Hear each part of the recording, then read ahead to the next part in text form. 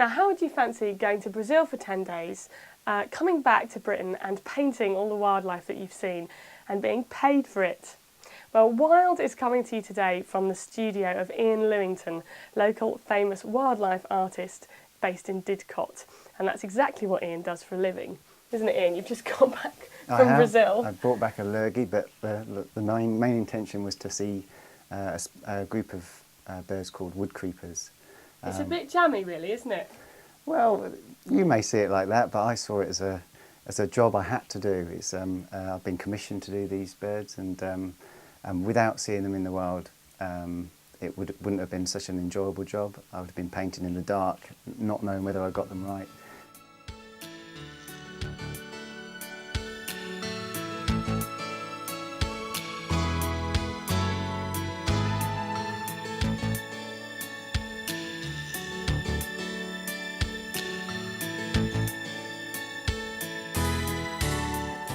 You've also got incredibly detailed drawings of the feathers up here, and is that coming from, you got these sort of rather sad looking photos of dead birds there? I mean, that's one of the main reference materials is the use of skins, particularly as I'm doing every race of each species, you know, that I can't possibly have seen all these, and to get all the subtle differences, the use of skins is really vital, and I'm lucky enough to live an hour away from Tring Museum, which has got the biggest collection of research skins in the world. It's got 1.5 million skins of virtually everything in the world.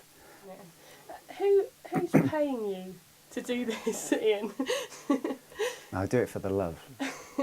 No, it's these the wood creepers, which I went to Brazil to look at, are being published by Lynx Editions, which are publishers in Barcelona, and they're producing these handbooks of birds of the world, and it's the first series of. Did you just get one of those out? Did you work on this one? Not that. There's some in that one. Worked on this one, the barn owls and so hummingbirds. they're quite heavy. So they're doing 15 volumes. Of Yeah, this. yeah.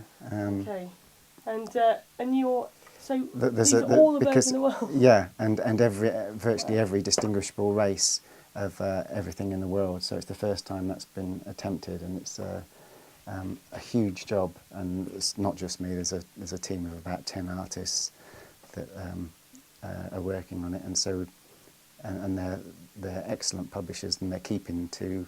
Unlike some other publishers we all know about in the past, they're keeping to their promise of producing one volume every year and a half. So we're keeping to quite a strict production, well. yeah, and they're sticking to it. But and you've also done you do lots of different types of work, don't you? You do field guides. We just put that down there for a second. And this is the Twitcher's Bible. Well, this is my sort of first big job, which came out 10 years ago. This is a bit of a beaten-up old copy. It's Rare Birds of Britain in Europe. Is this because you've taken it out in the field and lovingly poured over it? I don't lovingly pour over any of my artwork. This is just because it was... You must be the best birder in the world, though, mustn't you? If you've painted all these birds. I mean, do you ever forget? Do you ever think, I've got a very poor memory. Do you? Yeah, what's your name? Sorry. You don't have to remember my name. It's fine. Forgive and forget. But do you know all the birds? Every bird in the world? Oh no, not every bird in not Britain? at all.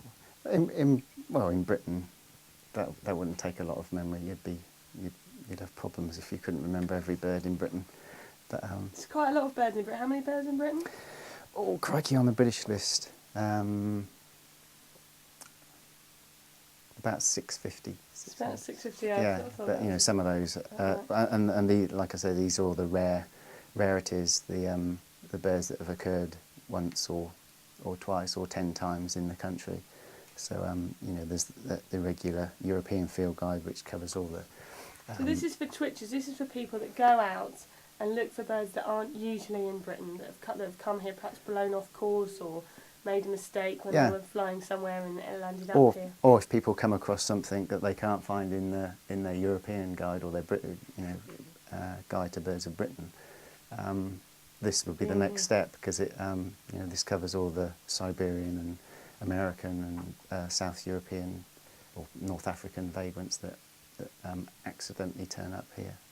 You know, the failures of the species, unfortunately. Well, we're going to go out and watch some birds in the second half of the show. Apparently twitching is one of Britney Spears' favourite occupations, so we're going to go and take a look at that. But first of all, who else do you work for? Who else do you draw birds for? It's all publishers really. Anyone that's doing a field guide. I mean, Europe's fairly well covered now. You know, there's an excellent guide that doesn't need to be repeated. You know, there's lots of you know, you think that the bird market, publishing wise, is getting saturated, but well, it probably is as far as Europe goes. And there's a new Collins guide illustrated by Killian Milani and Dan Zillestrom, which is as good as you'll get. There's no need to do another one of those. But as you know, birders are travelling more and more, and countries are opening up and getting easier to travel, they're demanding new guides. You know, there's no point in going somewhere without some way of knowing what you're looking at. So you full-time draw birds? Yep. All the time, that's what you do. And you've got some photos here, haven't you, which are of the paintings that you've done, which are more sort of artistic. In quotes. Thank you very much. You could say that. Yeah, the illustration is the sort of bread and butter work, which I enjoy. I enjoy showing the subtleties and differences. It's more scientific, really, isn't it? Yeah, I think I'm a I don't know whether you could class me as an ornithologist, probably not, but I'm a bird person first, who paints what I'm interested in rather than an artist or illustrator that paints birds. Yeah. But how did you get involved in a career like this, Ian? Well, I guess it's the interest. You know, if I was interested in trains, I'd paint trains, but I'm not. So I paint birds. And that interest was kindled by my father. He was a you know, general natural historian. He used to take me and my brother out over the fields, looking at everything. You know, all wildlife, butterflies, birds, flowers, animals, and I just got more interested in birds. And you kind of spawned an interesting sort of family clan of illustrators, didn't you? Because your brother's Richard. My brother's, he concentrates on all the non-birdy things really, butterflies, moths, all the invertebrates. You know, likewise, he got interested through being taken out as a young boy, and luckily he went that way and I went to birds, and we're not in competition, but yeah, he illustrates identification guides as well. He's just completed a new guide to the moths of Britain, which has taken about 3 years. So. And you described him earlier as at the top of his field. What does that mean in relation to you? Do you feel you're not, or? Well, there are more bird illustrators than there are entomological illustrators. But that doesn't mean he's, well, in my view, I don't think it's a biased view. Looking at his work purely objectively, I've not seen anybody that can illustrate anything in the sort of entomological field better than him. So I would say he was at the top of his field. You know. Right. You go out into the field, as we've said, and you get your experience of the real bird by watching it and by and you used to draw them, you used to have sketchbooks, but now you use a lot of film, don't you? Yeah. So depending on the conditions in the field, you know, I'm a bit of a fair weather. Perhaps not a fair weather bird. Yeah, we're going to drag you out this afternoon into thanks the very rain. much.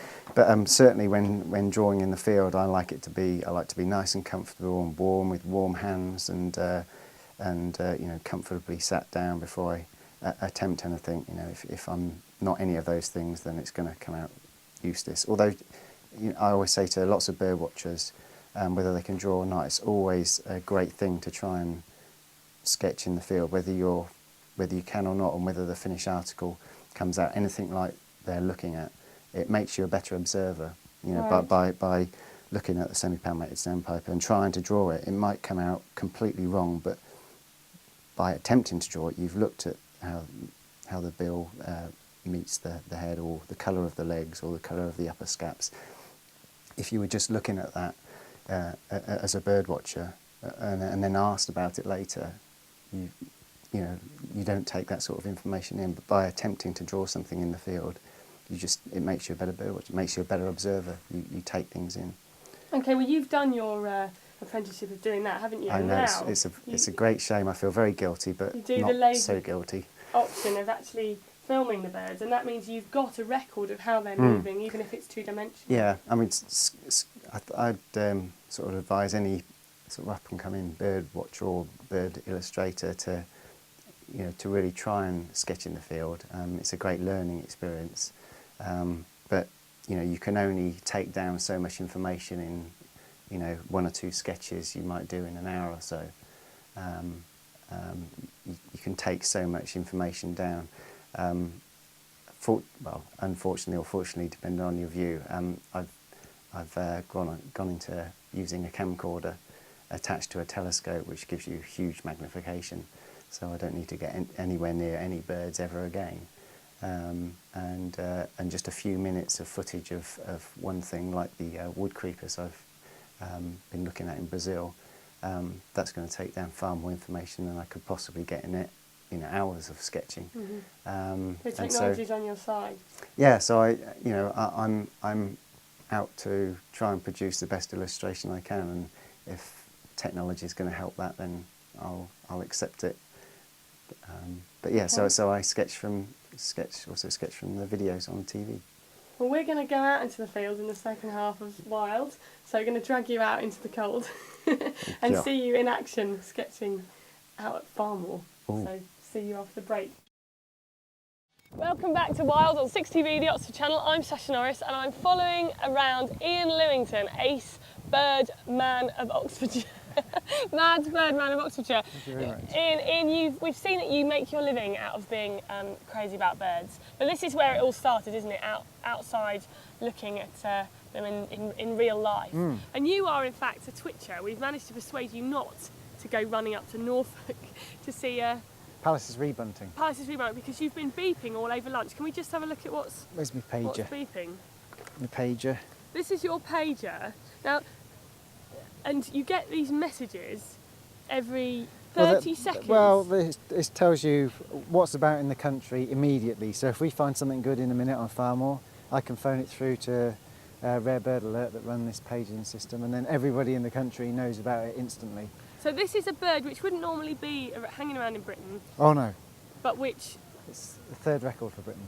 There's a bird that you've been told about now. Yeah, It's been only been seen in Britain 3 times, twice before. yeah.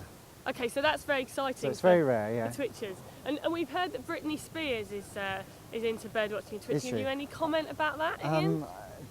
Do I have to? I don't know anything about it. I don't know if that's a good thing you or a don't- bad thing. You don't have to, make No, a comment I about prefer that. not to, yeah. Okay, but you're going to take us through a bit of twitching and show us also how you start your field sketches, aren't you? On a Okey-doke. more serious note. Okay, and over there we've got the place where people write down what they've Yeah, seen. we're at Farmore, one of the sort of Oxfordshire's most popular bird watching spots, especially this time of year. Great time for migrants, lots of hirundines, waders come through. Out beyond Cumnor to the west of Yeah, Oxford. yeah, 4 miles west of Oxfordshire. Place Oxford. anyone, Oxford, sorry. Yeah. Place anyone can come to. Yeah, there's a log room where anyone that's been here already today has written down what they've seen, so we can get some idea of what's happening, or indeed find the stuff ourselves. Right, let's go and have a look. Okie doke. Cool.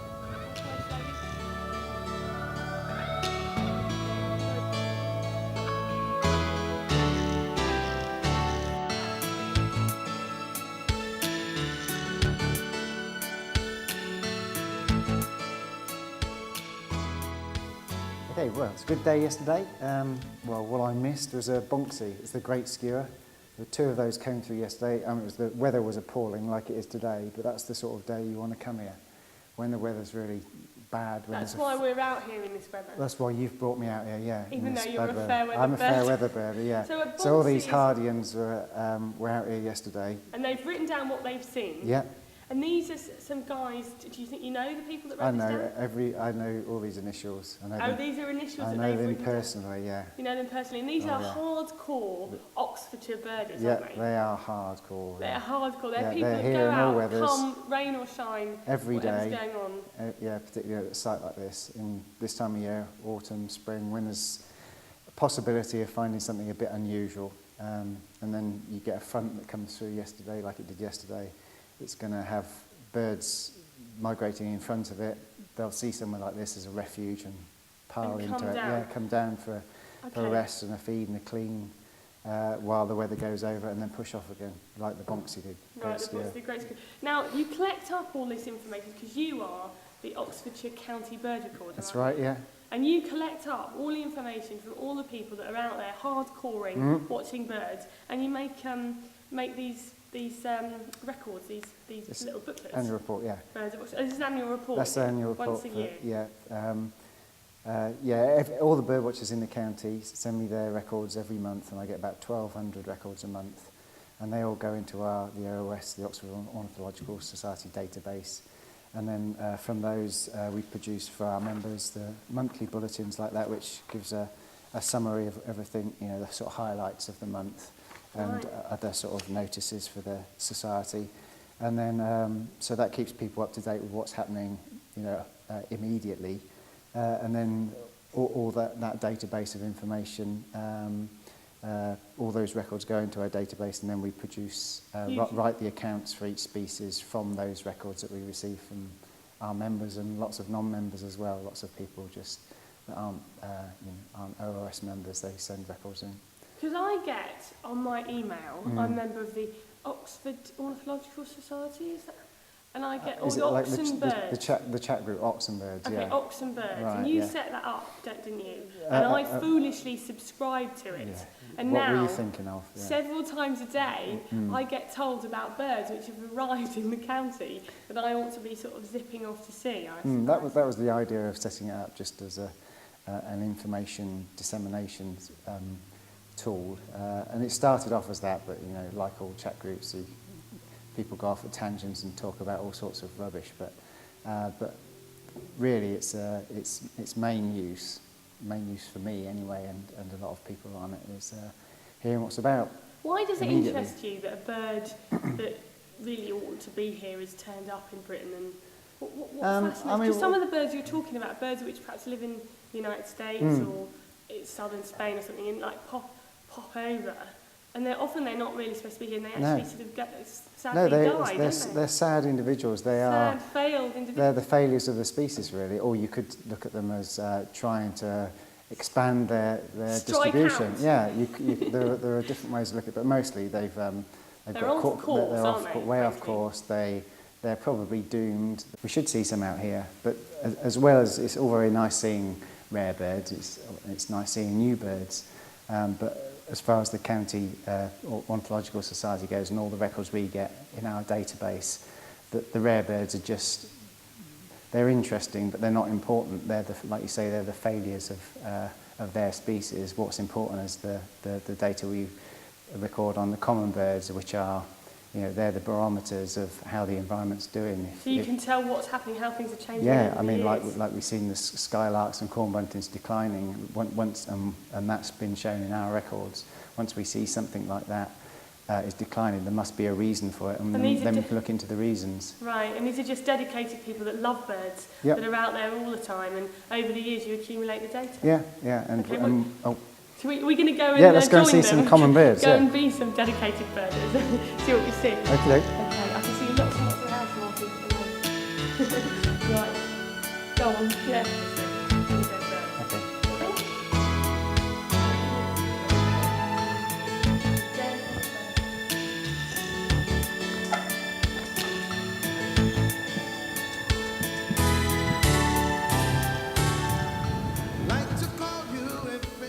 So we've arrived in the hide, and we've seen loads of house martins, haven't we? Flying around like crazy on farm or on the reservoir.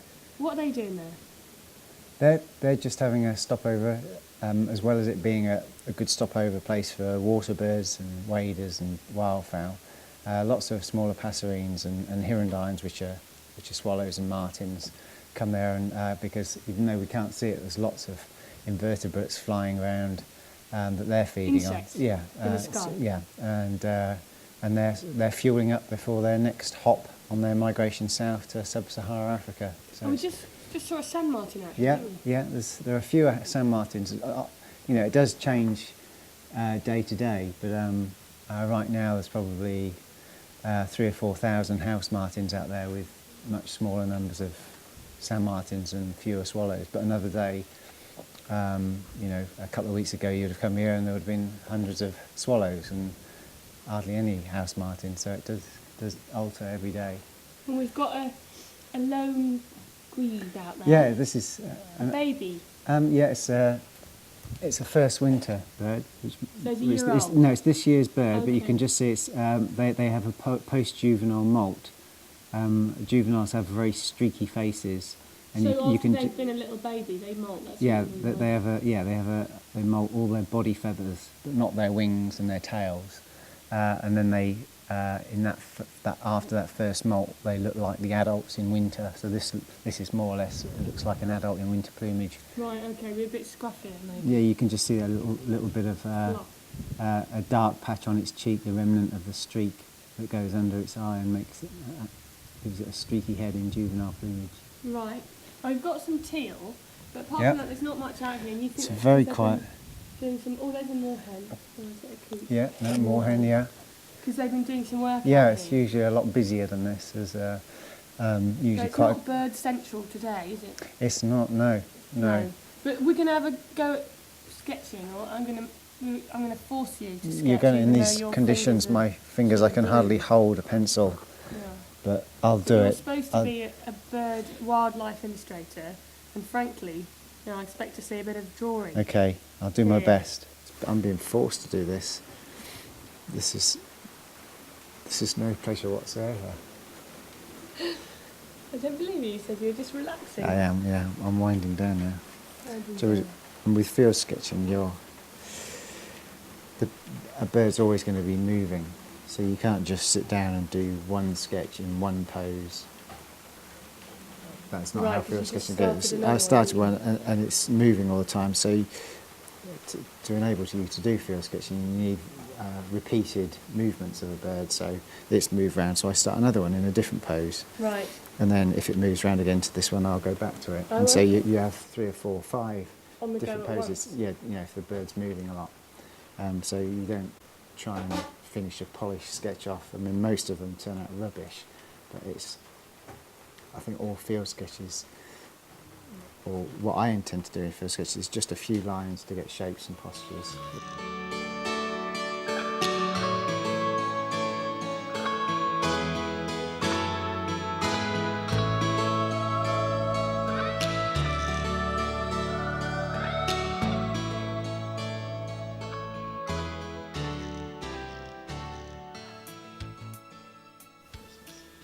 So Ian, if somebody sees something, a bird they think is important or rare in Oxfordshire, what should they do? They can phone DCOT 01235 819792 and report what they think is rare. You know, if it's anything that they think is unusual on their patch, they can do that, and they could also at the same time join the Oxford Ornithological Society for £9 a year and get up-to-date information on what's happening around the county there and then. So if anyone sees something they think's exciting, get in touch. Yeah, get in touch. Anything on their local patch, get in touch. But if it's a red kite, I don't want to know. I know they're out there. Please don't tell me about another red kite. This has been Wild, coming to you today from Farmwell Nature Reserve, where I've been in the very charming company of Ian Lillington, a birdman of Oxfordshire and bird illustrator. Join me next week, and I've no idea what I'll be doing, but I'm sure it'll be something extremely exciting out there.